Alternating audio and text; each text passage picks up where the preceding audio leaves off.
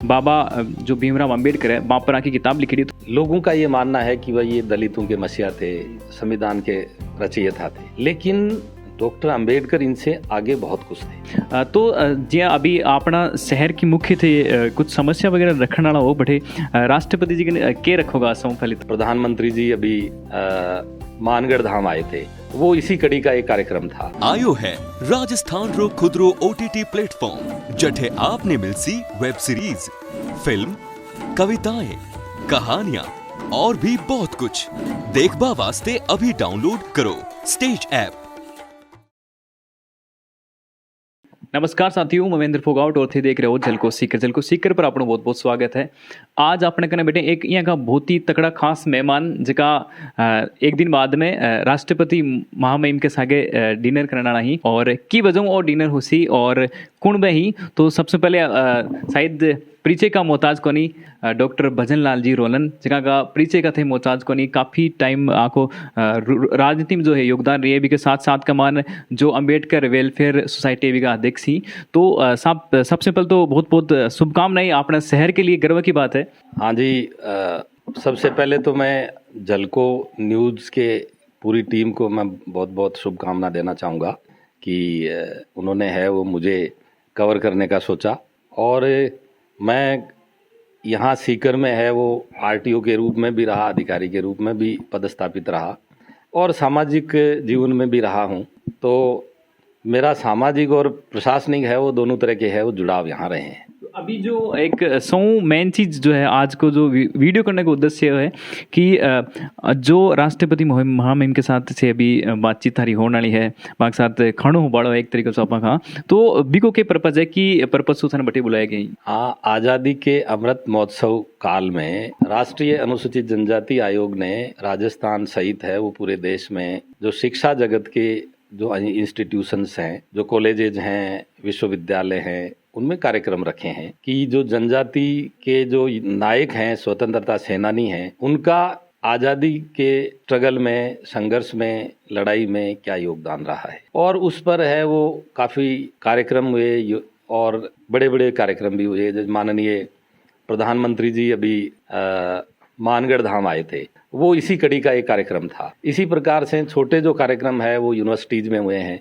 तो इन्हीं को लेकर के और राजस्थान यूनिवर्सिटीज़ के हिसाब से मुझे है वो आयोग ने है संयोजक नियुक्त किया था और उसमें जो हमारी जो टीमें हैं अलग अलग जो विश्वविद्यालयों की और जो भी फील्ड लेवल पे जो काम कर रहे थे, तो सारे हिंदुस्तान के जितने भी जो लोग हैं इस योजना के तहत जिन्होंने काम किया है उनको अनुसूचित जनजाति आयोग द्वारा दिल्ली में एक कार्यक्रम रखा गया है 2 दिन का, 27 और 28 को। उसकी मुख्य अतिथि हमारी महामहिम राष्ट्रपति महोदया है और केंद्रीय स्तर के बड़े जो लीडर्स हैं, जो बड़े प्रतिनिधि हैं, वो भी उस कार्यक्रम में रहेंगे। तो उसमें है वो सीकर से, राजस्थान से मुझे भाग लेने का अवसर मिला है। तो जे अभी अपना शहर की मुख्य थे कुछ समस्या वगैरह रखने वाला हो बटे राष्ट्रपति जी के रखोगा संफलित तो वो जो कार्यक्रम है वो स्पेसिफिक एक सब्जेक्ट विशेष पर है जना एक मायने अतो मतलब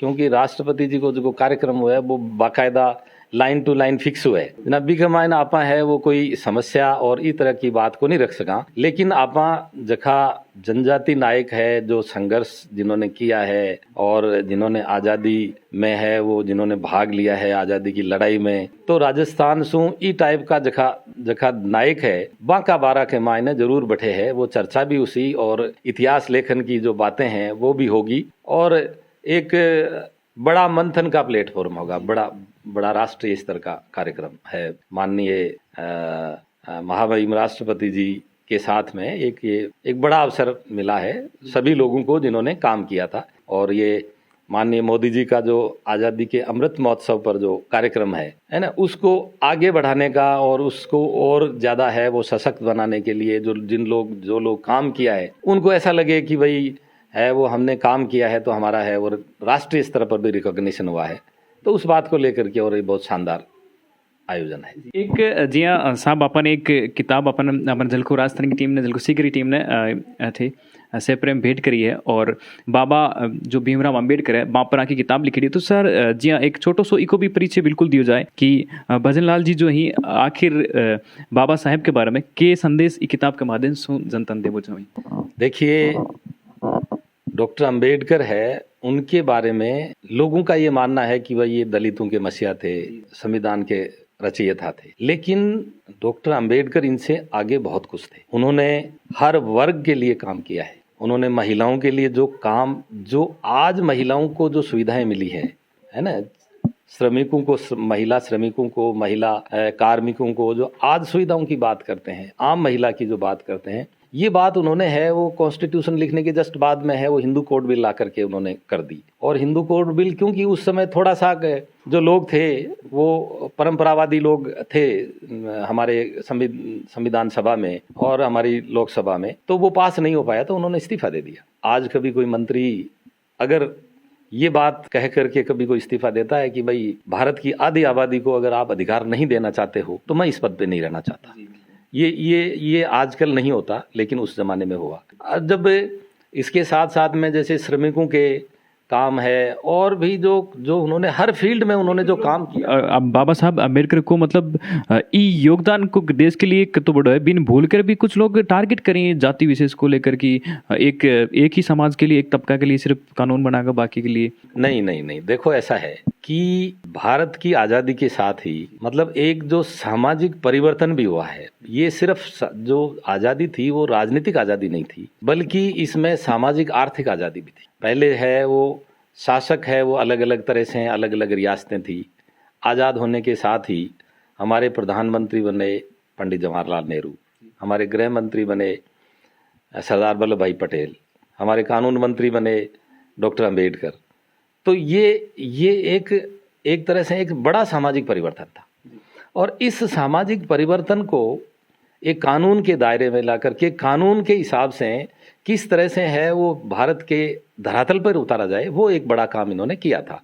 और इन्होंने किसी वर्ग विशेष के लिए नहीं, जो वंचित वर्ग है कोई सा भी, चाहे महिला है, चाहे भले ही है वो पिछड़ा वर्ग है, चाहे भले ही कोई दूसरा, ज्यादा लड़ाई लड़ी। हाँ, उनका ये था कि समता, स्वतंत्रता और बंधुत्व। उनका कहना था कि मेरा जो मैं स्वतंत्रता और जो डेमोक्रेसी है, जो लोकतंत्र है, उसकी परिभाषा जो है वो मैंने किसी फ्रांस की जो क्रांति है उससे नहीं ली है। कुछ लोग ये कहते थे कि भाई आपने ये जो कंसेप्ट है वो फ्रांस की क्रांति से लिया है। उनका कहना था कि मैंने ये जो चीज़ें ली है वो भगवान बुद्ध के जो उपदेश हैं वहाँ से मैंने लिए और वहाँ पर ये चीज़ें थी उस समय भी, है ना। समाज में है वो समता होनी चाहिए, सब बराबरी होनी चाहिए, सबको स्वतंत्रता होना चाहिए और आपस में बंधुता होना चाहिए। तो उनका ये कहना था कि समाज में समता, स्वतंत्रता और बंधुता होगी तो देश अपने आप मजबूत होगा। उनका यही कहना था, अगर समाज मजबूत है तो देश मजबूत है। और देश के लिए है वो क्या क्या करना होगा कि जो पीछे है तो उसका हाथ पकड़ो और उसके बराबरी पे लाओ, चाहे वो कोई भी हो, चाहे महिला हो, चाहे कोई वंचित वर्ग हो, चाहे कोई भी हो। तो साहब राजनीति में थोड़ो जिया देखें कि परिवार को ही बहुत बड़ो योगदान रही है और ई तरीका से आज माम कल महामहिम के साथ आपनो मेल जोड़ो सी, तो आपने शहर के लिए बहुत गर्व की बात है। तो के कहीं बधाई या फिर स्पेशली किन कोई थैंक्स कहना चाहोगा जनता ने, या फिर?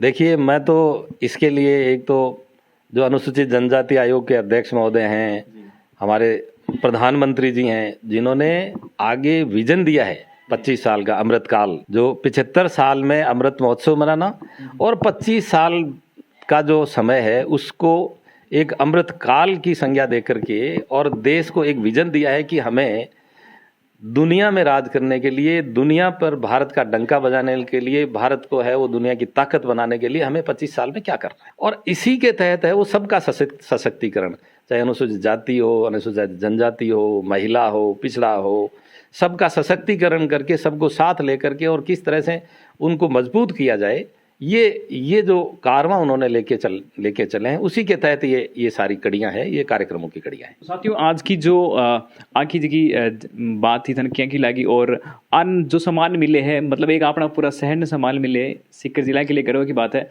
वीडियो ज़रा शेयर करियो और कमेंट सेक्शन में राय जरूर रखियो, और जो भी बात है बताई ही बाका बारा में भी थारी जो पर्सनल राय है वह जरूर रखियो कमेंट सेक्शन में, और ज़्यादा से ज़्यादा वीडियो शेयर करियो। देखते रहो झलको सीकर, मिलेगा कोई नेक्स्ट वीडियो में। जय हिंद, जय भारत।